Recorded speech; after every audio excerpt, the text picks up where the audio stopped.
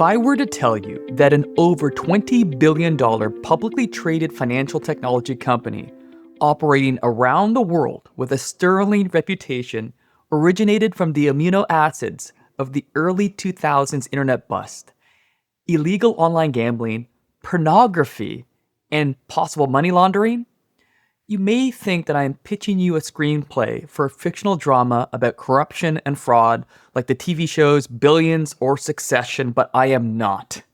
This is a true, unbelievable story and one of the most incredulous stories I've come across when it comes to financial fraud.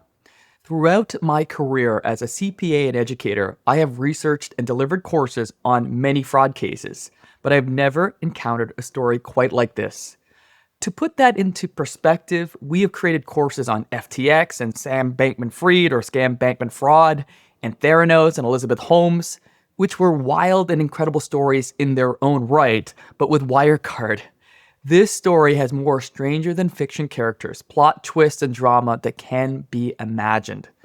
Many thanks to Financial Times reporter Dan McCrum and the Financial Times, who through years of challenging reporting, including intimidation and threats from Wirecard, were keys in determining how one of Europe's largest financial technology companies, which at one point was rumored to be a suitor to purchase Deutsche Bank, had from its very beginning been involved in serious fraud and criminal activity.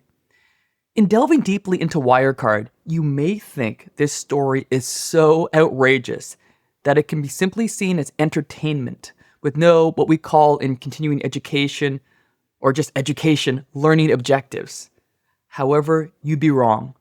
Underneath the sensational aspects of this fraud, there are many takeaways for professionals such as CPAs and lawyers and engineers that we can learn.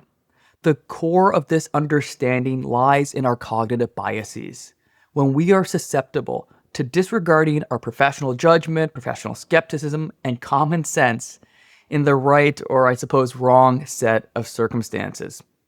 One of the challenges in breaking down this crazy story for this podcast was determining the best structure to deliver the story. In other words, do we start with the what, why, how, where, or who? There's a lot to unpack with all of those. This story can feel like a Shakespearean play with a number of characters, betrayals, lies, and plot twists involved. It can be very overwhelming. So we considered several entry points, and I just wanted to tell you which ones we considered, because some of this will tell you how crazy this story is. How Wirecard began, which involved fraud, illegal gambling, and pornography. Or delving into some of the more sensational aspects of the story at the very beginning to draw you in.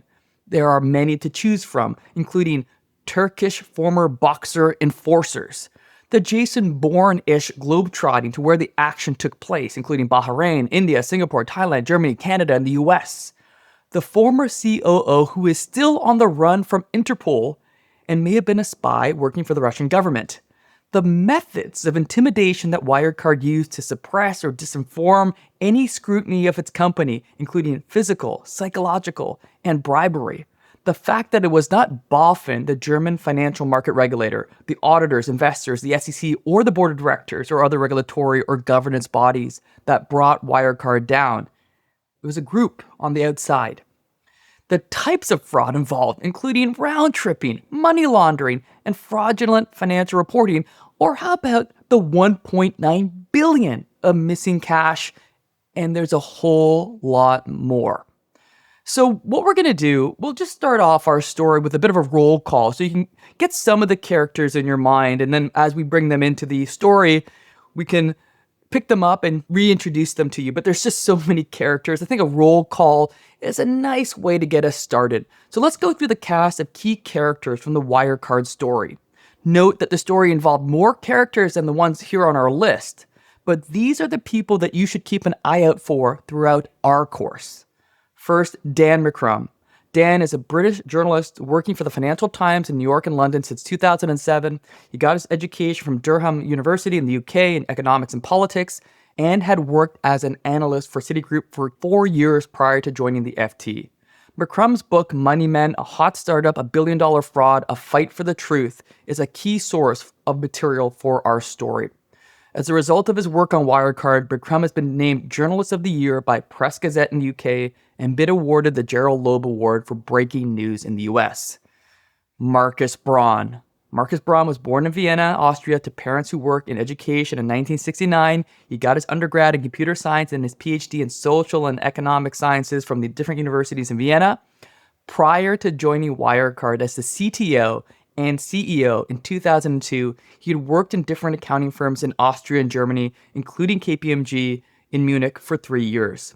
According to Wirecard employees, he was a very private person. At the Wirecard office in Munich, he had a private elevator that took him to and from his office on the top floor to the parking lot, avoiding coming into contact with other employees. Later in his tenure with Wirecard, he started to dress like Steve Jobs, with the famous black turtleneck. He also mandated that all Wirecard employees in Germany speak English in the office. Very key character in our story.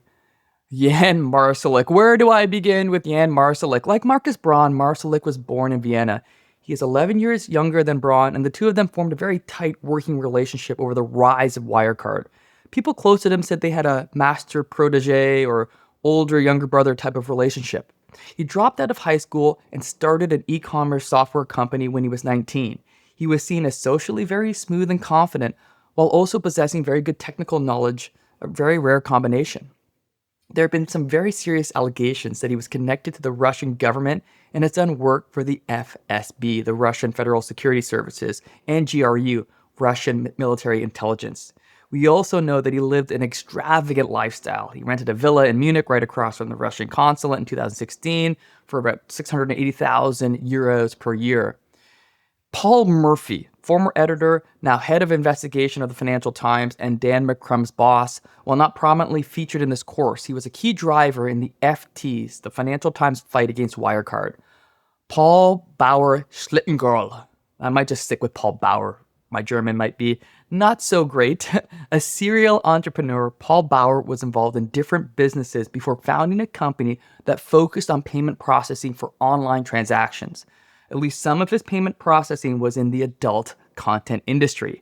He bought Wirecard in 2002 and would eventually cut ties with the company when he started having suspicions about how the company was being managed. Burkhard Ley. Ley was Wirecard's CFO from 2006 to 2017. He continued to advise the company as a consultant after his retirement. He was heavily involved in Wirecard's expansion into Asia in the mid-2010s and was a senior executive that investors and analysts could rely upon for assurances on the stability of Wirecard's stock price. Christopher Bauer, not related to Paul Bauer, he was the owner of Pay Easy Solutions in Manila, one of the 3 main third-party acquiring companies for Wirecard. He also owned Asaji Services in Bahrain. He died in August 2020 from what appeared to be natural causes. Pav Gill. He was a Wirecard lawyer at the Singapore office from 2017 to 2018. He is the whistleblower on Wirecard, who provided Dan McCrum with 70 gigabytes of evidence of fraud committed by Wirecard. Prior to and after Wirecard, Gill worked as a lawyer for different firms in Singapore. Since 2023, he has been running his own business, Ido Kurniawan, bookkeeper in Wirecard's Singapore office, who was promoted in 2017 to head of finance by Jan Marsalek. He was committed to fixing Wirecard's books and earned the trust of Jan Marsalek. He disappeared in 2019, and no one has had a confirmed sighting of him since. Henry O'Sullivan, a British national living abroad and a good friend of Jan Marsalek. Henry O'Sullivan was a big part of Wirecard's expansion into Asia by managing one of the big 3 third-party acquiring companies called Senjo Group in Singapore, and by orchestrating an acquisition of an Indian company that helped Marsalek and himself pocket millions.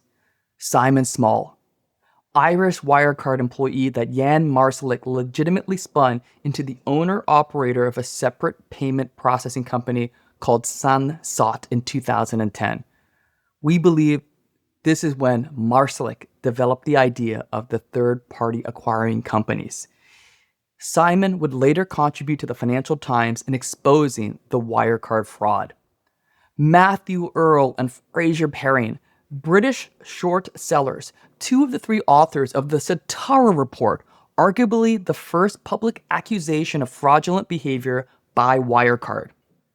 Stefania Palmer and Sam Jones, reporters for the Financial Times who contributed to exposing the frauds of Wirecard. Palma is based in Singapore. That is a lot of characters, and we've already given you a lot of detail, and you might feel a little bit overwhelmed. We're priming you for this story, and we want to come into it in a way that you can digest the drama, the fraud, the characters. And this roll call can help that process.